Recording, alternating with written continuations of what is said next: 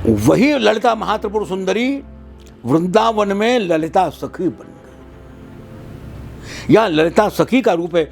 और यह ध्यान में रखने की वाली बात है कि श्यामा श्याम की प्रधानता नहीं है, प्रधानता ललिता की है। केलीमाल में श्यामा श्याम की प्रधानता नहीं है, वो ललिता जो जो मन में सोचती हैं श्यामा श्याम वही केली क्रीड़ा कर रहे हैं। अब चौथा रूप जो है वो महात्रिपुर सुंदरी का है, ललिता सखी। वो मानवीय रूप है। जैसे मैंने आपको आध्यात्मिक और भौतिक और मैंने गंगा का उदाहरण दिया था ना, यमुना का उदाहरण दिया था ना।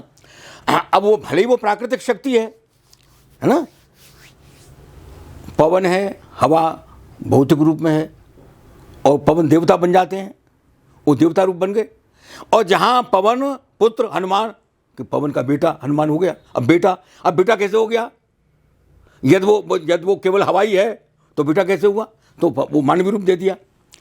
तो अब ये जो चौथा मानवीय रूप है वो महात्रिपुर सुंदरी ललिता है। त्रिपुर सुंदरी सौंदर्य माधुर्य की अधिष्ठात्री, उसका नाम ललिता है। ललित शब्द का अर्थ है ललितम रत चेष्टितम।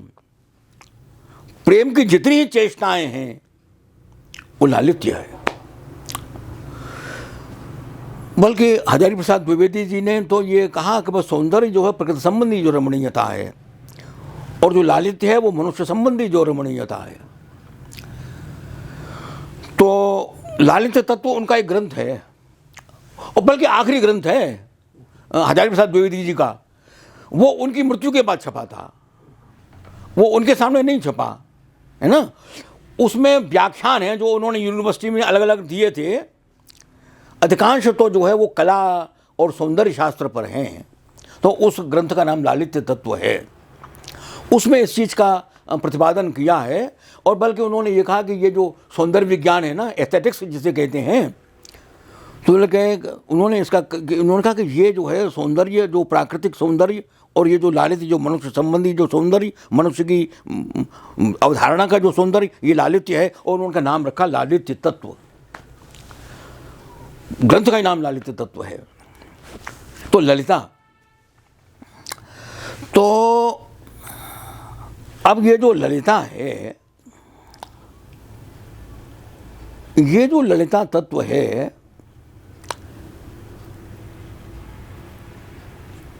शिव विद्या के मार्ग में एक शब्द जो है, या एक जो पूरी की पूरी जो अवधारणाएं हैं, वो है शक्ति की। अब शक्ति की जो अवधारणा है, वैसे पंच शक्ति हैं, लेकिन तीन शक्ति के द्वारा आप जीवन की व्याख्या करते हैं। इच्छा शक्ति, ज्ञान शक्ति और क्रिया शक्ति। और उसमें जो है जो बिंदु है ना, वो जो बिंदु है वो द्विधा होता कब है? जब उसके मन में ये होता है कि मैं एक से बहुत हो जाऊं।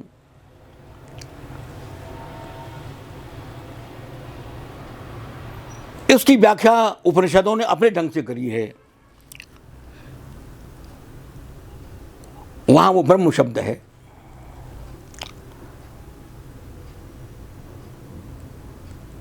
तो एक से दो हो जाऊं, वो भले ही रस है, लेकिन रस का आस्वादन अकेला अपने आप तो नहीं कर सकता। रस के आस्वादन के लिए तो दो चाहिए। रस के आस्वादन के लिए दो चाहिए। वो जो रस जो है, आप उसे सनातन नर और सनातन नारी कह लीजिएगा। वैसे तो नर और नारी पक्षियों में भी हैं, पशुओं में भी हैं। मादा नर जैसे आप कह देते हैं, मनुष्य में भी नर और नारी का। और सृजन जो है वो दो ही, बिना दो के नहीं होगा। विस्तार दो से ही होगा। और वो जो रस का जो आस्वादन है वो 2 से ही होगा, इसलिए वो 1 से 2 के रूप में व्यक्त होता है। अब यहां उसे शिव और शक्ति कहते हैं, दूसरे रूप में उसे हरगौरी कहते हैं, उमा महेश्वर कहते हैं। अब वह जो युगल तत्व है इसको कहते हैं युगल तत्व। वो जब तक एक था तब तक एक था, जब तक बिंदु था तब तक बिंदु था, लेकिन जब प्रकाश विमर्श हुए तो वो 2 रूप हो गए। अब वो शिव शक्ति हैं। अब जो शिव शक्ति हैं वही तत्व जो है केलिमाल की बात आप कल कर रहे थे, वो केलिमाल में उसका नाम श्यामा श्याम है। तो त्रिपुर सुंदरी की जो परंपरा है, कल जो आपने फोन पर जो बातचीत करी थी, तो यहाँ जो केलिमाल के जो श्यामा श्याम हैं वो उससे भिन्न नहीं है। इसका एक मैं प्रमाण देता हूँ आपके लिए। विद्यापति ने हरगौरी के भी गीत लिखे हैं और उसके साथ ही राधा कृष्ण के भी गीत लिखे हैं, उनमें भेद नहीं है, वैसी ही प्रीति है। केवल शक्तिवाद की जो एक परंपरा रही मनुष्य जीवन में, उस परंपरा में कोई भी परंपरा हो, विकार तो सब में आता है। तो उस परंपरा में विकार भी थे, उसमें हिंसा भी थी, उसमें यौन व्यवहार भी था। और ये जो यौन व्यवहार है ये बौद्धों में भी आया। और बल्कि हजारी प्रसाद द्विवेदी ने तो ये लिखा है कि जो बुद्ध घर को छोड़ करके चले थे, पत्नी को छोड़ करके चले थे, विडंबना देखिए कि बौद्धों की वही परंपरा यौन व्यवहार के विकार में फंस गई। ऐसा नहीं कि उसका उदात्त रूप नहीं हो, उदात्त रूप भी था। बौद्धों में जो सहजयान था वही सहजयान असम और बंगाल की ओर सहजिया वैष्णव, और जो जो जो विद्यापति जी थे वो सहजिया वैष्णव थे। और चंडीदास सहजिया वैष्णवों का सर्वोपरि कवि माना जाता है। चंडीदास, चंडीदास मनुष्य की महिमा का प्रतिपादक, जिसने घोषित किया था सबार ऊपरे मानुष सत्य तहार ऊपरे नाही, सबसे बड़ा सत्य यह मनुष्य है, उसके ऊपर कोई सत्य नहीं है। इस वाक्य का उद्घोषक चंडीदास था, वो सहजिया वैष्णव था। तो ये जो सहज शब्द है, अब हम ललिता सहस्त्रनाम में सहजानंदा, सहजानंद एक पूरी अवधारणा है, पूरा का पूरा एक शब्द है। और वही जैसे मैंने आपसे एक बार कहा था कि मायरी सहज जोरी प्रकट भई रंग की गौर श्याम घन दामिनी, जैसे वहां भी वो सहज शब्द काम कर रहा है। कवि कह रहे हैं सहज सहज सब को कहे, सहज न चीने कोय। तो वो सहज शब्द की परंपरा है, सहज शब्द वहां से पूरा का पूरा चल रहा है, वहां सहज शब्द। तो ललिता संप्रदाय में आकर के वो सहजानंदा हुआ। तो आनंद सौंदर्य माधुरी की वही उपासना, तीन चना एक छोल का ऐसो तत्व विचार। वो चने के जो बूट होते हैं ना, उसमें प्रायः 1 और 2 चने निकलते हैं, लेकिन किसी किसी में 3 चने निकलते हैं। किसी किसी में निकलते हैं कि नहीं निकलते हैं? बूंट आते नहीं ऐसे में, अब होली पर आवेगा तो एक बूंट में उसको छिलके में 3 चने निकल आए।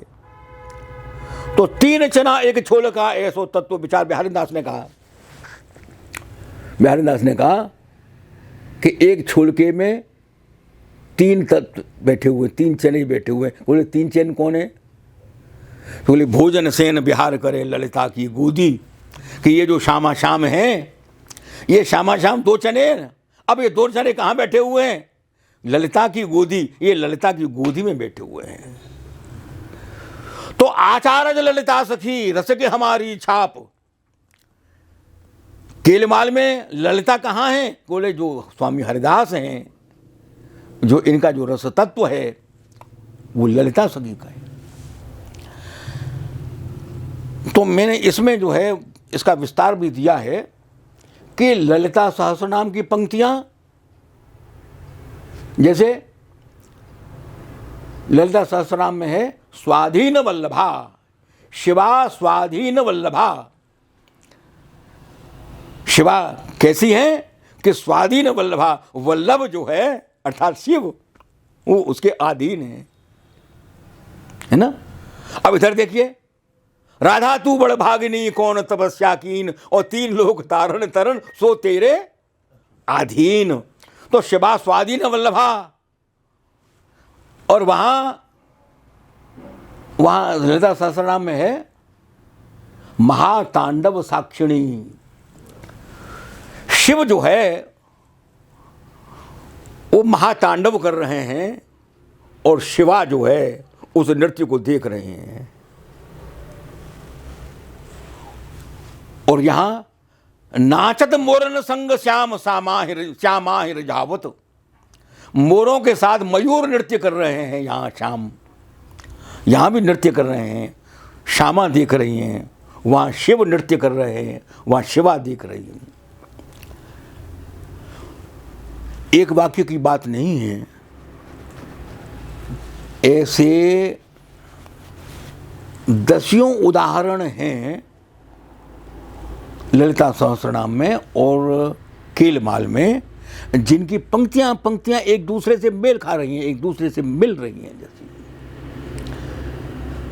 लेकिन बात वही है, ललिता वही ललिता महात्रिपुर सुंदरी वृंदावन में ललिता सखी बन गई।